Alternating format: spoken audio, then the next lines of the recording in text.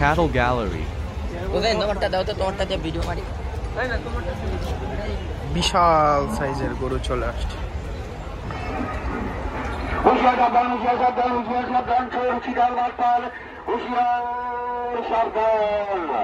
সম্মানিত ক্রেতার আপনাদের মনোযোগ আকর্ষণ করছি, হাসিলের গায়ে কেউ কম মূল্য খাবেন না। যা দিয়ে কিনবেন, যা দিয়ে ক্রয় করবেন, সঠিক মূল্যটা হাসিলের গায়ে খাবেন।